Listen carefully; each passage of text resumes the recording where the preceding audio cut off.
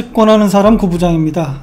오늘 제가 여러분에게 소개해드릴 책은 지금 우리 세대 주력이 돼 있는 586, 과거 용어로는 386 세대에 관한 일종의 보고서입니다. 김정훈, 심나리, 김한기 3명이 지었고 우석훈이 해제를 단 바로 이 책입니다. 386 세대 유감이라는 책입니다. 김정훈은 1978년생 기자고요. 심나리는 1981년생 연구자입니다. 그리고 김한기는 1987년생 정치 종사자, 정치권에 있다는 얘기죠. 자기들보다 윗세대인 그 386 세대를 어떻게 볼 것인가, 그리고 386 세대라는 것이 과연 어떤 사람들인가 하는 일종의 연구서라고 생각하시면 되겠습니다. 우리가 흔히 386이라고 얘기하는 거는요, 1960년대에 태어났고 그래서 1980년대에 대학을 다녔고 그 시기에 30대가 됐던 사람들을 흔히 386이라고 얘기합니다. 그리고 이들은 1980년대부터 86년, 7년 민주화 시기를 거쳐서 쭉 그 현대사가 격동하던 그 시기를 온몸으로 관통해온 그런 세대가 되겠습니다. 이 386과 다른 세대의 가장 커다란 그 차이점은 뭔가 하면은 이 386은 30대부터 우리 사회의 주류로 편입이 됐고요. 그래서 국가적인 차원, 전 사회의 중요한 결정들을 하는데 기여해온 사람들입니다. 쉽게 얘기하면은 30대부터 권력의 중심에 진입했던, 다른 세대로서는 전혀 엄두도 낼 수 없는 그런 경험을 했던 세대가 되겠습니다. 이 386들은 흔히 자기들 세대의 희생으로 민주화가 찾아왔다, 민주화가 도래했었다 라고 생각합니다. 그러니까 이들이 민주화를 쟁취했다라고 생각을 하죠. 그런데 이 책의 저자들은 그거는 386 당신들의 오만한 생각이다, 사실은 그렇지 않다라고 정면으로 부인하고 있습니다. 왜냐하면 이들이 역사에서 주요하게 활동했던 1987년 민주화 항쟁 과정에서 과연 거리에 이 386 세대, 당시 대학생들만 거리에 있었느냐? 그렇지 않다는 거예요. 이들이 명동성당에서 농성을 할 때 명동성당 뒤에 있던 여학교, 여고생들이 자기들이 사온 도시락을 이들한테 건네줬고, 거리에서는 넥타이 부대들이 같이 동참해줬고, 길거리에서는 택시 운전사도 같이 했고, 그리고 이들을 지켜준 성당의 수녀님, 사제, 이런 분들도 있었다는 거예요. 그리고 바로 뒤에 벌어지는 노동자 대투쟁에 수백만 노동자들도 같이 민주화를 주도했던 그런 세력들이라는 것입니다. 그래서 386만이 자기들이 결정적으로 기여했다라고 생각하는 것은 독선이고 오만이다 라고 저자들은 얘기하고 있습니다. 사회운동이 일종의 혁명, 변혁으로 발전하는 데 있어 가장 중요한 것은 무엇일까요? 바로 대중들의 동의입니다. 대중들이 동의하고 호응하고 함께하지 않으면 그냥 사회운동은 사회운동으로 그칠 뿐이죠. 사회를 변혁시키는, 사회를 바꾸는 그런 운동으로 발전해 나가지 않습니다. 87년 6월 항쟁을 되돌아보면 민주화에 동의하는 국민들이 다수에 섰기 때문에 가능했다, 이렇게 보아야 할 것입니다. 자, 그러면은 87년 민주화 성공의 공은 누구에게 주어야 할까요? 누구에게 돌아가야 할까요? 민주화 운동의 주역 중에 한 사람이었던 성유보, 한겨레 신문의 해직 기자였고 80년대 90년대를 거쳐서 민주화 운동의 제1선에 섰던 성유보의 이야기를 한번 들어보겠습니다. 성유보는 제일 중요한 첫 번째로 정치적 리더십의 역할을 얘기하고 있습니다.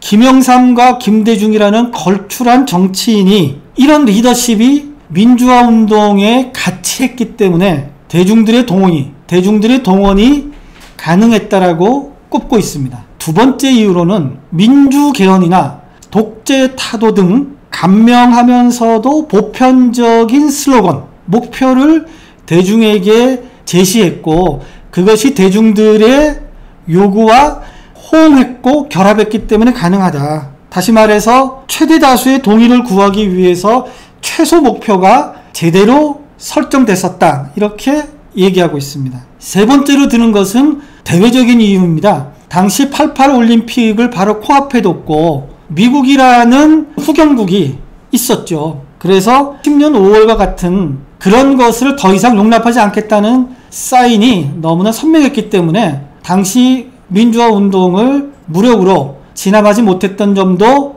중요한 요소다. 이렇게 얘기하고 있습니다. 그리고 마지막 네 번째 드는 것이 학생운동입니다. 학생운동이 대중운동으로 선회한 것도 중요한 요소다. 이렇게 얘기하고 있습니다. 이 얘기는 무슨 얘기인가 하면 당시 학생운동은 이미 87년에 국본이라는 여러 민주단체, 시민단체, 사회단체들이 만들어진 일종의 전선체가 있었는데 이 국본의 학생운동에 참여도 어려울 정도로 대중으로부터 유리되어 있었다는 거예요. 학생운동이. 그런데 이들이 그렇게 유리되게 만들었던 선도투쟁을 철회하고 대중 노선으로 전환하면서 국본에 결합한 것.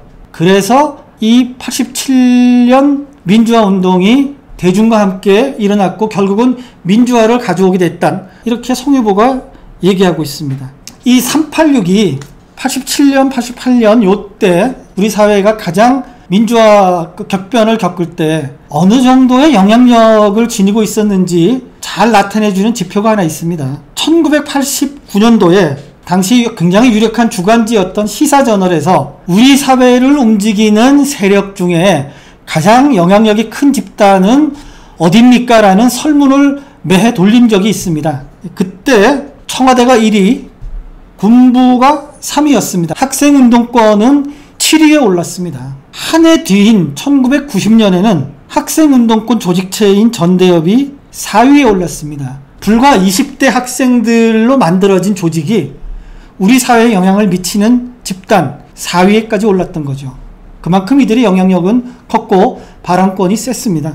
그래서 이들은 세상에 영향력을 행사하면서 동시에 성공의 경험, 이게 중요합니다. 성공의 경험을 하나하나 축적하기 시작했습니다. 그런데 양날의 검과도 같은 권력의 속성이 이들에게도 자연스럽게 그냥 스며드는 겁니다. 다시 말씀드리면 권위주의 정권에 맞서다 보니까 그에 걸맞는 힘을 조직하고 발휘해야 했고 이 때문에 허세가 낀 권위주의가 몸속에 파고드는 것을 막지 못했다라고 분석하고 있습니다. 당시 실제로 학생운동 조직에서는 전국 학생 조직인 의장, 회장 이들을 중심으로는 교조주의적인 냄새가 아주 강하게 풍겼습니다. 같은 학생임에도 불구하고 의장님, 회장님 하면서 경호조가 몇십 명이 있었고 거의 신화처럼 군림했던 시기가 있습니다. 386 세대가 민주화의 일익을 담당한 것은 분명하지만 아쉽게도 그들에게 돌아간 전리품에는 민주주의와 함께 교조주의도 같이 들어가 버린 것이죠. 실패의 경험 없는 승리에 대한 확신, 조직력을 바탕으로 한 강고한 투쟁력, 타협하기 어려운 상명하복적인 교조주의, 다른 목소리를 포용하지 않는 적대적 계파주의가 바로 이들 386의 DNA에 각인됐던 겁니다. 그래서 자나깨나 민주주의를 외쳤던 386들이 이룩해놓은 사회에 이들이 주역으로 등장했을 때 바로 이러한 교조주의가 나타나게 된 것입니다. 지금 온라인에는 이들 386에 대한 날선 분노와 조롱이 그득합니다. 꿀만 빨아먹고 헬조선을 만든 세대, 사다리를 걷어찬 세대, 무능한 꼰대 집단, 지금의 10대, 20대, 30대가 바로 386, 지금의 586이라고 불리는 이런 세대들에 대해서 이렇게 날선 조롱을 하고 있습니다. 자유와 평등과 진보를 외쳤던 이들이 만든 오늘이 더 불공평하고 더 정의롭지 못하다는 것이 바로 지금 청년 세대들이 386, 586의 세대에 대해서 얘기하는 것입니다. 386들이 내세우는 청년을 위한 정치는 정치적 술수에 불과하다. 이렇게 평가하고 있습니다. 이들은 과거에 김영삼 키즈, 김대중 키즈, 또 노무현 키즈 이렇게 불리면서 정치권의 진골, 성골로 진입했습니다. 그런데 막상 이들은 정치적인 다음 세대, 정치적인 키즈를 키우고 있지 않습니다. 이들은 지금의 20대를 보고 사회적 모순과 부조리에 눈 감는다고 손가락질은 하지만 왜 이 20대 젊은이들이 사회적인 모순에 눈을 감고 스펙 쌓기에 몰두하고 연봉 높은 대기업과 공무원 시험에 올인을 하려고 하는지 진지하게 고민해보지 않고 있다라고 지적하는 것입니다. 과연 이들은 어떻게 태어났고 어떻게 자랐을까요? 아주 비근한 예가 워렌 버핏이 얘기하고 있습니다. 자신의 성공이 시대적인 운을 타고 태어났기 때문이다. 이렇게 얘기합니다. 그러니까 어느 시대, 어느 장소에서 태어났는가에 따라서 개인의 노력과 힘으로는 어찌할 수 없는 구조적인 조건이 주어지기 때문이다. 이렇게 부연하고 있고요. 단적으로 워렌 버핏은 이렇게 얘기합니다.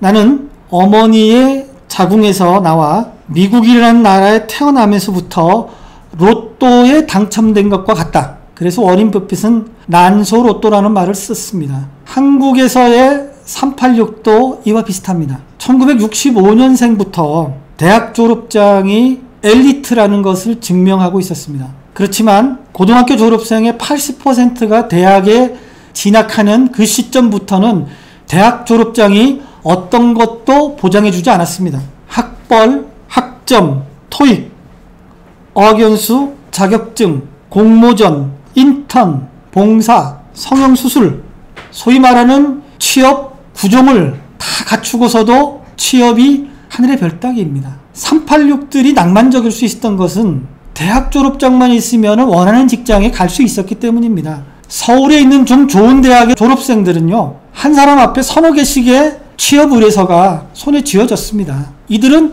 취업에 대해서, 직장에 대해서 고민할 필요가 없었던 세대입니다. 학점이 아무리 나빠도 엔간하게 좋은 직장은 다 들어갈 수 있었습니다. 왜냐? 1980년대부터 90년대까지가 한국이 가장 역사 이래 최고의 호황을 누리고 있었기 때문입니다. 이들이 잘나서가 아닙니다. 당시 청년 실업률이 3.5%였습니다. 거의 완전 고용 상태이라는 거죠. 일자리 질도 점점 악화됐습니다. 하나 예를 들면 1997년에 대기업과 중소기업의 입사자의 월급 차이가 얼마였냐? 약 40만 원 선이었습니다. 그런데 2016년도에는 이 차이가 얼마로 벌어졌을까요? 5배 벌어졌습니다. 한 200만 원 정도로 벌어졌습니다. 그런데 한국 경제에서 중소기업이 차지하는 비율이 80%입니다. 2대8 사회가 너무 극명하게 구현되고 있는 것이죠. 다수가 선망하는 대기업 일자리는 점점점 줄어가고 중소기업의 일자리는 질이 점점점 떨어지고 있습니다. 또 다른 예로는 1990년대 초반에 60년대생들의 20대 후반 연간 소득이 약 한 760만 원 정도였습니다. 그러니까 우리나라 당시 1인당 GNP로 보면 약 한 120% 수준이었습니다. 그런데 80년대생들 20대 후반 연소득은 2,100만 원 정도입니다. 같은 기간 GDP의 78%에 불과합니다. 386 세대는 당시 1인당 GDP보다 20%가 높았지만 80년대생은 20%가 더 낮은 겁니다.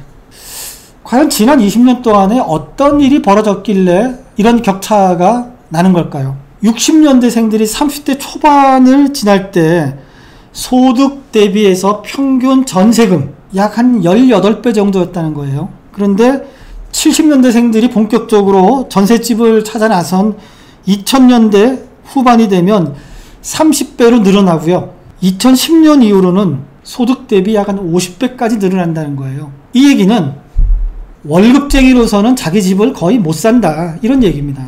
그리고 이들이 가지는 소득 가치가 형편없이 떨어졌다, 이런 얘기죠. 386들은 어떻게 정치권에 인입이 됐을까요? 2000년 총선에서부터 영입되기 시작했습니다. 지금 우리가 알고 있는 송영길, 우상호, 원희룡, 이인영, 임종석, 이런 사람들이 이때 정치권에 입문합니다. 그리고 4년 뒤에 총선에서는 소위 탄돌이라고 얘기하는 탄핵 정국에서 배지를 단 무수한 사람들이 386들이 정치권에 입문합니다. 그리고 문재인 정부 들어서는 386 세대가 명실상부하게 정치권의 주류로 등장합니다. 전체 내각 장차관급 인사 중에 63%가 386이고요. 청와대 수석 중에 70%가 386으로 채워졌습니다. 반면에 70년대생들은 여전히 실무자들이고 80년대생들에게는 아직 기회조차 주어지지 않고 있습니다. 지금의 대한민국은 386을 위한 386의 나라다라고 저자들은 주장하고 있습니다. 정치권만이 아닙니다. 벤처기업으로 출발해서 중견기업을 넘어서 지금은 대기업으로 진출한 많은 IT 산업의 창업자들이 바로 이 386 세대입니다. NHN의 이혜진, 카카오 김범수, 넥슨 김정주, 포티스 이찬진, NC소프트 김택진, 바로 이들입니다. 이들의 능력만으로 이 위치에 올라갔을까요? 그렇지 않다는 것이 저자들의 분석입니다.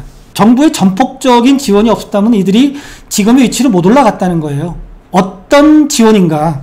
천문학적인 수준의 재정을 투자해서 IT 인프라 구축 사업을 원활하게 진행되도록 해줬고, 96년에는 코스닥 시장을 열어서 벤처기업의 자금 수혈이 원활하도록 지원했다는 거예요.